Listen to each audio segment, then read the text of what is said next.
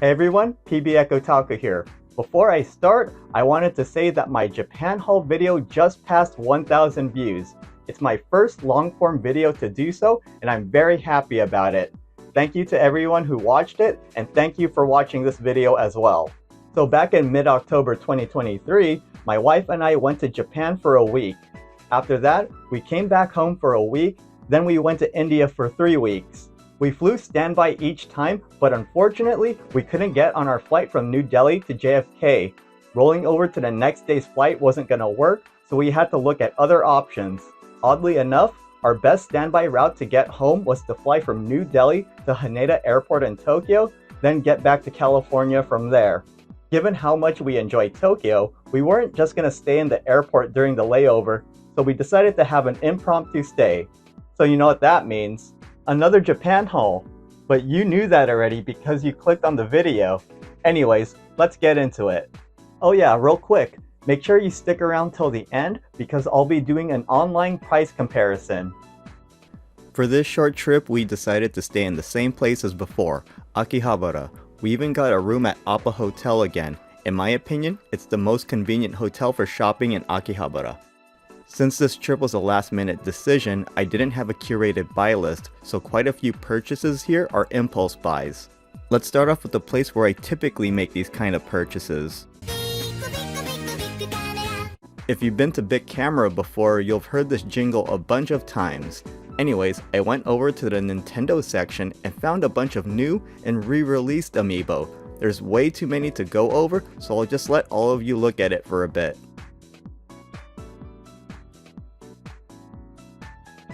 I bought a Majora's Mask Link amiibo for about $12. There's so many versions of Link amiibo out there, I think I'm only missing 1 or 2.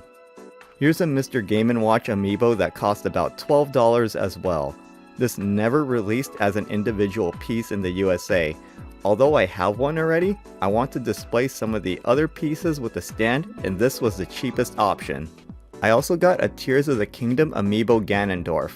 2,750 yen sounds expensive for an amiibo, but after tax was removed and a 5% discount for paying with a credit card was applied, he cost about $16. That's pretty much the same as US retail price before tax. Finally, I got a $13 Splatoon amiibo of Big Man, and he really is one. There are plenty of Splatoon amiibo 3 packs, but I wasn't interested in the others, just the big dog, or I mean big boy. Another place I tend to make impulse buys at is Don Quijote. There's so much stuff packed in here, Don Quijote is kinda like the Japanese equivalent of Walmart. Seriously, look at all of this. It's just walls and walls of stuff. It's crazy. Okay, let's stop right here. At this point, I got yelled at by one of the employees because I was recording. I was a little taken by surprise as I don't think there were clear signs that recording was not allowed. I didn't want to cause any more trouble, so I didn't record anything I bought. I'm not sure about other Don Quijote stores, but please refrain from taking video in the Akihabara location. On to what I bought. Here's an acrylic display stand of volume from Nikkei Goddess of Victory that cost about $8. I like the Nikkei artwork and designs, so it's nice having these. I much prefer these over having art books now. I bought another acrylic one-piece keychain like the Rebecca and Vivi ones from before. This time I got Ulti. I won't use these as keychains though. I'll just hang them somewhere in my office. Up next, I got these 2024 Chinese Zodiac Dragon plush hangers of Hello Kitty and Pochako for about $27 total. Here's a 12-inch plushie of Don Quixote's mascot, Don Pen, that only cost $14. Can you believe at some point Don Quixote higher-ups were going to change the store's mascot from Don Pen to this thing called Dojo-chan? Good thing they backpedaled. The last thing I got was a copy of Super Mario RPG for the Nintendo Switch. I read that all Nintendo first-party games play in the language you set the console to, and I can confirm that's correct. I paid $37 for the game brand new, and it cost $60 in the USA, so it's good savings. I also went to the Pop Mart store in Shibuya. Pop Mart specializes in blind boxes for various properties.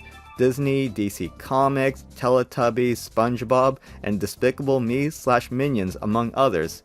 I was looking for this particular My Melody and Kuromi blind box set, but no dice. Quick note, Mart did have rules posted, and in short, I couldn't use my scale here. Not that it mattered because I wanted to buy a whole blind box case. And this set of Garfield the Cat blind box figures really caught my eye. Garfield was my favorite cartoon character during my younger days. I don't own much Garfield merch anymore, so I thought, why not get a whole box? Fortunately, they had a few left, and after tax was removed, I paid $106 for the whole box. I will definitely be unboxing all of these in its own video, so look forward to that. I also got stuff from Trader again. Just like how they have tons of figures, Trader has lots of video games too. There is a good supply of limited / collectors / deluxe / whatever the hell you want to call it editions. A lot were cheap too. Here's what I got. First is Tony's premium fan box of Blade Arcus from Shining X on the PS4. This is a fighting game featuring characters from the Shining series and mostly went unnoticed.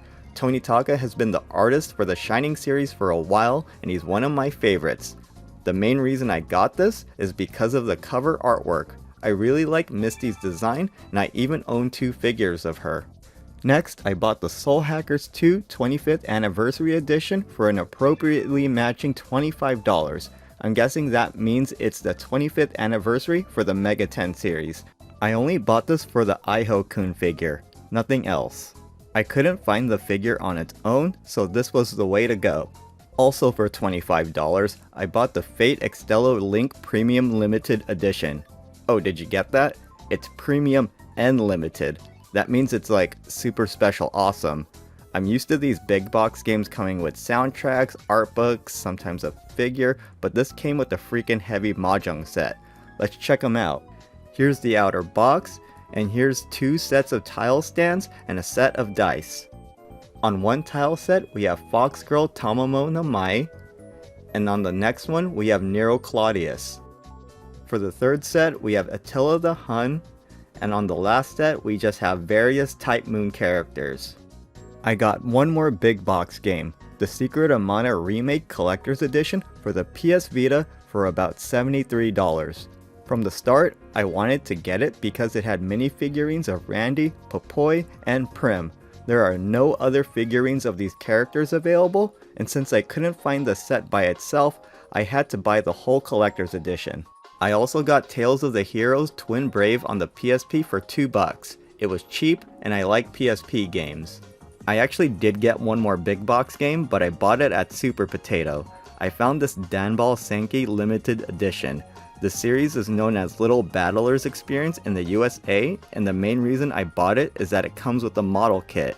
Reading the packaging, it looks like everything is intact. Let's see if it's in there. Okay, there's the game, and let's lift this up and... Alright, cool, it's still there, and it's sealed. Nice, this only cost me $8, that's a great deal. I did build a few Danball Senki kits before, so I'm looking forward to building this one. Let's move on to the figures I bought.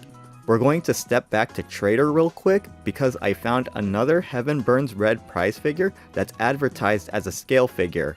Last time I bought Ruka Kayamori, and this time I bought the subsequent release, Yuki Izumi. She cost about $12. I'll see later on if this figure is worth that price.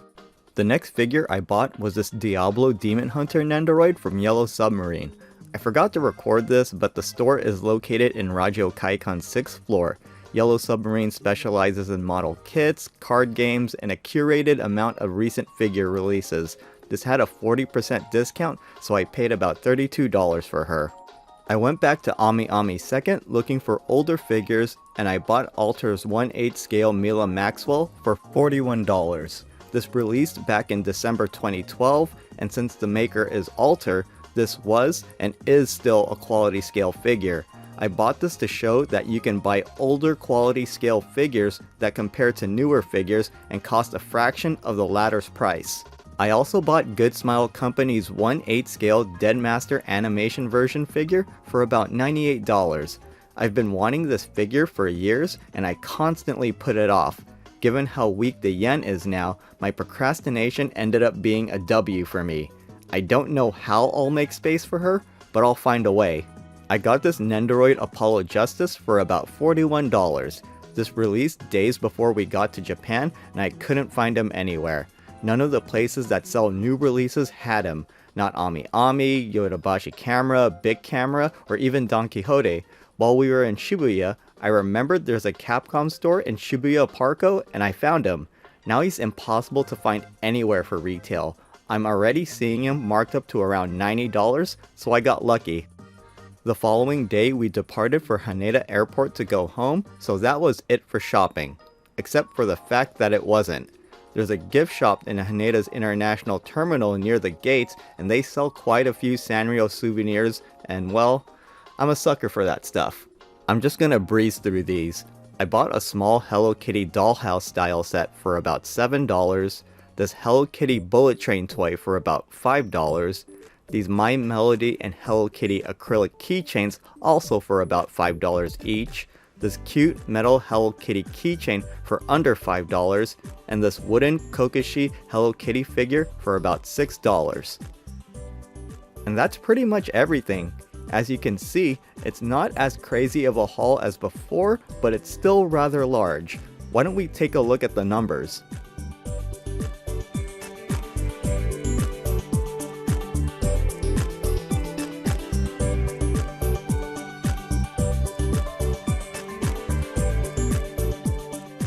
I spent $657 this time, and if I bought all of these items online, I would have spent $954 more. If I play my cards right, I can manage to book a round-trip ticket to Tokyo with that difference. I'd much rather spend that money on a cool experience instead of on shipping, premiums, or sales tax. If you enjoyed the video, like, comment, subscribe. My Patreon is linked below if you'd like to provide further support. In case you missed it, check out my first Japan haul video. Thank you for watching, I'll see you next time, and remember, spend less, save more.